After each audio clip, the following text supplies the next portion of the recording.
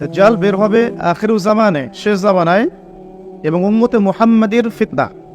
তাহলে নূহ আলাইহিস সালাম কেন তার কওমকে এই ফিতনা সম্পর্কে সতর্ক করতে গেলেন? ভাবার বিষয় না? তার মানে কি দাজ্জাল তার সময়েও পৃথিবীতে ছিল? একটা প্রশ্ন থেকে যাবে। আমরা জানি না, হয়তো বা থাকতেও পারে, কে জানে? শুধু আল্লাহ জানেন। আমরা কিন্তু স্পষ্ট করে বলতে পারবো না তিনি ছিলেন কিনা। আমরা এতটুকু জানি, হাদিস থেকে রাসূলুল্লাহ সাল্লাল্লাহু আলাইহি ওয়াসাল্লাম বলেছেন, তামিম দারি একজন সাহাবী, কি নাম? তামিম দারি রাদিয়াল্লাহু আনহু। তিনি একবার 30 জন বা 40 জন সাথীকে নিয়ে সাগরে সফর করতে শুরু করলেন। প্রচণ্ড ঝড় আসলো, সাগর তাদেরকে প্রায় 1 মাস সমুদ্রের মধ্যে ঘুরালো। এক পর্যায়ে একটা দ্বীপে তারা নোঙর করতে পারলেন। সেই দ্বীপে তার একটা প্রাণীকে দেখতে পেলেন, যেই প্রাণীর গায়ে প্রচুর লোম ছিল। কি ছিল? লোম। এত বেশি লোমকূপ যে তার চেহারা কোনটা আর পিছন দিক কোনটা এটা আইডেন্টিফাই করা যাচ্ছে না। এবং বিস্ময়কর বিষয় হচ্ছে, এই প্রাণী কথা বলা শুরু করলো। তারা বলল, তোমরা কারা? তারা বলল, আমরা আরব থেকে এসেছি। এরকম কিছু কনভারসেশন হলো। তখন সেই প্রাণী বললেন বা বলল, তোমাদের অপেক্ষা করছে একজন ব্যক্তি, আমার সাথে আসো। তখন এই 30 জন বা 40 জন সাহাবী তারা তামিম দারির সাথে গেলেন। সাহাবী বলছে এই অর্থে যে তারা পরবর্তীতে মুসলিম হয়েছিল, এই ঘটনার পরে তারা মুসলিম হয়েছিল, আলহামদুলিল্লাহ। তো তারা গিয়ে দেখলেন শেকল দিয়ে একজন ব্যক্তিকে বাঁধা আছে, যে ব্যক্তি খুবই শক্তিশালী, তাকে শেকল দিয়ে বেঁধে রাখা হয়েছে। এবং সেই ব্যক্তি তাদেরকে জিজ্ঞাসা করছিল, তোমরা কোত্থেকে এসেছো? তামিম দারি রাদিয়াল্লাহু আনহু তিনি বলছেন, আমরা মক্কা থেকে এসেছি, মদিনা মক্কা থেকে এসেছে। কি উদ্দেশ্যে? এই উদ্দেশ্যে, তোমাদের সেখানে একজন ব্যক্তি আছে মুহাম্মদ, তার কি খবর? তামিম দারি রাদিয়াল্লাহু আনহু বলছেন, তার খবর হচ্ছে বালতির মতো। কিসের মতো? বালতির মতো। কখনো তিনি বিজয় লাভ করছেন, কখনো আবার মুশরিকরা বিজয় লাভ করছে। মানে বদরের যুদ্ধে তিনি জয়লাভ করেছেন, উহুদের যুদ্ধে আবার মুশরিকরা মুসলিমদেরকে বিপর্যয়ের সম্মুখীন করেছে। জিজ্ঞাসা করলেন, তাবারিয়া হ্রদ চেনো? তিনি বলছেন, হ্যাঁ চিনি। তাবারিয়া হ্রদে কি পানি আছে? তামিম দারি রাদিয়াল্লাহু আনহু বলছেন, হ্যাঁ পানি আছে।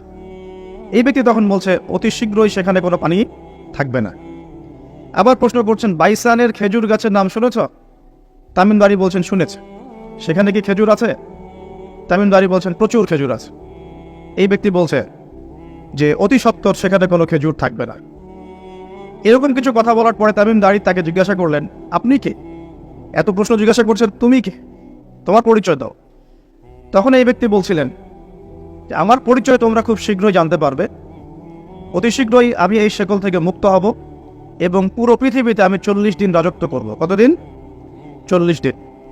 তবে মক্কা এবং মদিনায় আমি প্রবেশ করতে পারবো না, কারণ সেখানে প্রবেশ করতে ধরলেই দেখা যাবে আল্লাহর ফেরেশতারা খোলা তরবারি হাতে মক্কা মদিনা পাহারা দিচ্ছে।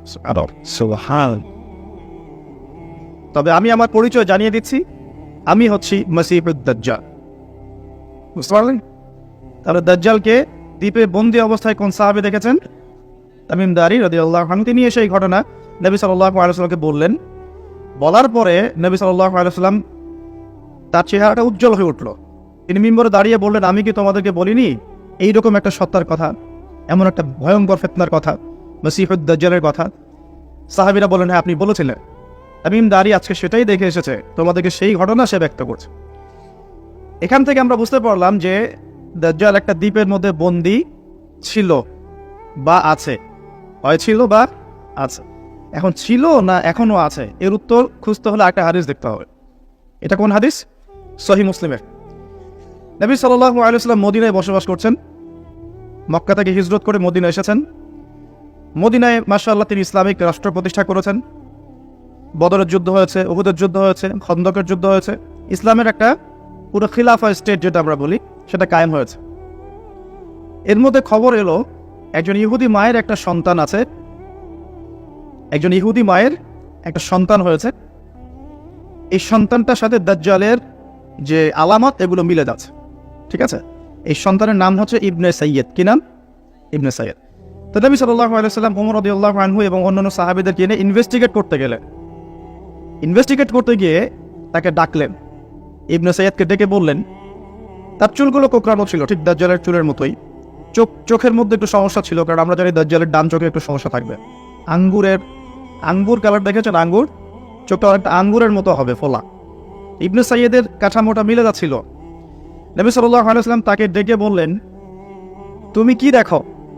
ইবনে সাইয়্যিদ বলছে, আমি আরশ দেখি। কি দেখি? আরশ বোঝেন তো? আরশ মানে কি?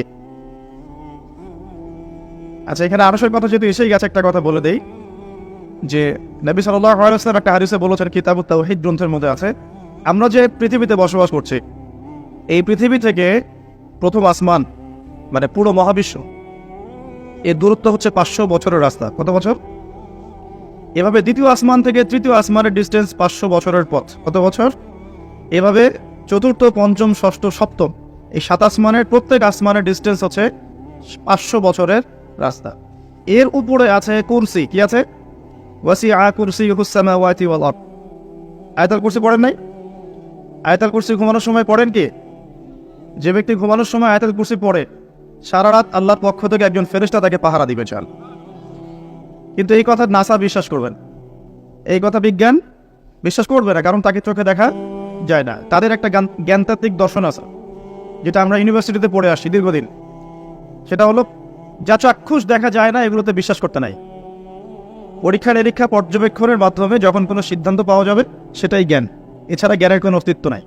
স্কুল থেকে শুরু করে পিএইচডি ডিগ্রি পর্যন্ত এই দর্শনের উপর ডিপেন্ড করে শিক্ষা নিচ্ছে আমরা সবাই। এখন যা দেখি না বিশ্বাস করবো না। এই কারণে পশ্চিমারা আল্লাহকে বিশ্বাস করে না, আল্লাহকে দেখা যায় না। ফেরেশতাকে বিশ্বাস করবে না, বলবে যে বোগাস কথাবার্তা, কোথায় ফেরেশতা দেখা যায়? যা দেখি না বিশ্বাস করবো কেন? আখেরাত দেখি না কেন বিশ্বাস করব? জান্নাত জাহান্নাম দেখি নাই কেন বিশ্বাস করব? জিন জাতি দেখি নাই কেন বিশ্বাস করব? আত্মা বা রূহকে দেখেছেন? রূহ বা আত্মা যেটা নিয়ে চলাফেরা করছেন দেখেছেন? কেন বিশ্বাস? কবরের আযাব কেন বিশ্বাস করব? এই কারণে তাদের দর্শন যেহেতু প্রোটেস্ট্যান্ট ভার্সনের জ্ঞানে বিশ্বাস করে, চাক্ষুষ দর্শন যেটা সেটাই জ্ঞান, এর বাইরে জ্ঞানের কোনো অস্তিত্ব আছে এটা বিশ্বাস করে না। এই কারণেই তারা ইমানের 6 পিলারের কোনো পিলারে বিশ্বাস করে না। আর ইমানের 6 পিলারই কিন্তু গায়েব। গায়েব না? আল্লাহ বিশ্বাস, ফেরেশতায় বিশ্বাস, নবী রাসূলগণ, আসমানি কিতাব, পরকাল, তাকদীর, এগুলোকে দেখা যায়? এমনকি আমরা তো আমাদের নবীজিকেও দেখি নাই, দেখেছি? সাল্লাল্লাহু আলাইহি ওয়াসাল্লাম। আমরা শুধুমাত্র কোরআন দেখছি এবং হাদিসের গ্রন্থগুলো দেখছি, এর বাইরে কিন্তু আমরা কিচ্ছু দেখছি না। তো তারা আবার পরিকল্পিতভাবে তাদের দর্শনটাকে প্রতিষ্ঠা করার জন্যে, এবং আমরা যে গায়েবে বিশ্বাস করি এই দর্শনটাকে এলিমিনেট, বাতিল করার জন্যে কিছু শব্দ চালু করেছে। একটা শব্দ মৌলবাদী আর একটা শব্দ ধর্মান্ধ। থামেন, ঠিক বেঠিক বলার দরকার নাই, ঠান্ডা মাথায় লেকচার শোন। কোরআন সুন্নাহর কথা ঠিক বললেও ঠিক, না বললেও কি ঠিক কিনা বলে? আচ্ছা, পশ্চিমারা তাদের দর্শনটাকে বাস্তবায়ন করার জন্য, যে আমরা চোখে যা দেখি তাই বিশ্বাস করব, এর বাইরে কিছুই বিশ্বাস করব না, এই দর্শনটাকে সাবিত করার জন্যে এবং আমাদের যে গায়েবে বিশ্বাস, অদৃশ্যে আমরা বিশ্বাস করি, এটাকে এলিমিনেট, বাতিল করার জন্য এই শব্দ দুটো চালু করছে। যখন আপনি বলবেন আমি বিনা বাক্য ব্যয়ে আল্লাহকে বিশ্বাস করি, মালায়েকা বিশ্বাস করি, নবী রাসূল বিশ্বাস করি, পরকাল, কবরের আযাব, জান্নাত জাহান্নাম সব বিশ্বাস করি, তারা আপনাকে বলবে আপনি ধর্মান্ধ। কারণ আপনি অন্ধভাবে বিশ্বাস করছেন। তো আপনি অন্ধভাবে বিশ্বাস করছেন। তো আপনি কি প্রমাণ করতে পারবেন জিন জাতির অস্তিত্ব? আপনি কি ল্যাবরেটরিতে বসে বসে, আমরা যে ফিজিক্স, কেমিস্ট্রি, বায়োলজির ল্যাবরেটরিতে করছি না প্র্যাকটিক্যাল, এই প্র্যাকটিক্যাল কাজগুলোর মধ্য দিয়ে কি আপনি আত্মার অস্তিত্ব প্রমাণ করতে পারবেন নাকি? যারা হার্ট স্ট্রোক করে মারা যাচ্ছে, হচ্ছে না, আমরা কি বলছি? হৃদযন্ত্রের ক্রিয়া বন্ধ হয়ে মারা গেছে, ইন্না লিল্লাহি ওয়া ইন্না ইলাইহি রাজিউন, মাইকিং করে বেড়াচ্ছে, তাই না? হৃদযন্ত্রের ক্রিয়াটা বন্ধ হলো কিভাবে? এর ভিতরে কিছু একটা তো ছিল যেটা এখন নাই। একটা ডেড বডির মধ্যে কিছু একটা নাই যেটা একজন জীবিত মানুষের দেহের মধ্যে আছে। আপনার দেহে কি আছে যেটা একটা মৃত মানুষের দেহে নাই? বলেন, কি নাম এটার? এই রূহটা কি পশ্চিমারা কি বিশ্বাস করাতে পারবেন? গিলাতে পারবেন? গিলাতে গেলে বলবে আপনি ধর্মান্ধ। কথা বোঝার চেষ্টা করেন কেন তারা শব্দগুলো ছড়িয়ে দিয়েছে। আর যখন আপনি